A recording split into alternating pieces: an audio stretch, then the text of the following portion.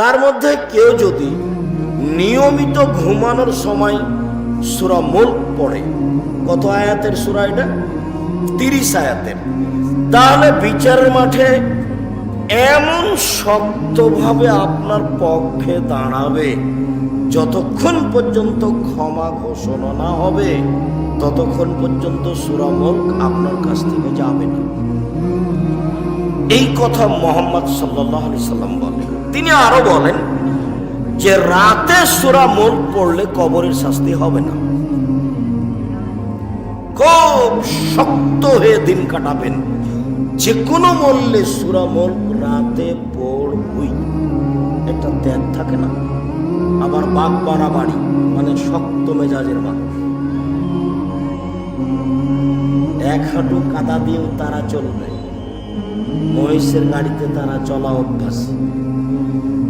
শক্ত থেকে শক্ত, ভারী থেকে ভারী কাজ করা অভ্যাসী মানুষ মানে হলো বাঘ মারা মানুষ। অতএব শক্ত পরিকল্পনায় থাকতে হবে, সূরা মুলক রাতে পড়বই যে কোনো মূল্যে, ইনশাআল্লাহ। 3, আঙ্গুলে তাসবিহ গণনা করলে আঙ্গুল আপনার পক্ষে বিচারের মাঠে কথা বলবে। 4,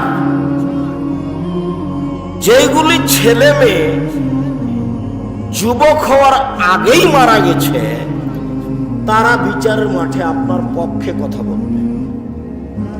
5, কেউ যদি 3টে মেয়ের বেটি লালন পালন করে বিবাহ শাদী দেয়, তাহলে এই মেয়ে বিচারের মাঠে আল্লাহর সামনে দাঁড়াবে এইভাবে, অন্তরাল জাহান্নাম থেকে, ওইদিকে জাহান্নাম, এরা 3জন মেয়ে আর তার পিছনে ওর বাপ আছে।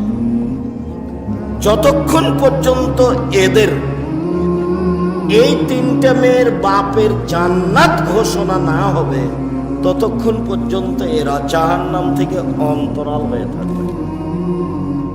আগে আমার বাপের জান্নাত ঘোষণা হোক, তারপরে। 10টা ছেলেকে মাস্টার ডিগ্রি পাস করালে 1 পয়সা লাভ হবে, এই কথা আল্লাহ নবী বলেন। পড়াবে কেন? জন্ম দিয়েছে এই জন্য, ও তো বাধ্য। 3টে মেয়ে যদি পরস্পর জন্ম দেয় নেই, তাহলে বোকা ছেলেটা বলে তোকে তালাক দিব, সন্তানই তো হয় না, শুধু খালি মেয়ে। দাদি, খালা, ফুফু ওরা বলছে কি করবি, এগো না হয় বাদ দে, সবই যে মেয়ে, কেমন করে বিবাহ দিবি? ডিপিএস খোল, গাভী কি? খালা বলে এই কথা, নানি বলে এই কথা, দাদি বলে এই কথা। তার মানে বিদ্যা বুদ্ধি তো কারো নাই, মানে এমনিতে জীবিকা নির্বাহ পশু প্রাণীর মতো। বুঝেও বুঝে না ওরা, অন্তর আছে বুঝে না, দেখেও দেখে না ওরা, চক্ষু আছে দেখে না, শোনেও শোনে না ওরা, কান আছে শোনে না। উলাইকা কালানাম, তারা পশু প্রাণীর মতো, তারা গরু ছাগলের মতো, তারা কুকুর শ্রীগেলের মতো, ভালো মাজাল বরং তার চেয়ে খারাপ।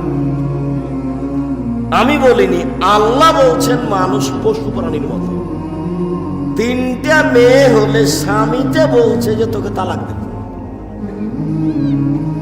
3টে যদি মেয়ে হয় তো দাদি নানি বলছে কি করবি, বউ না হয় বাদ দে।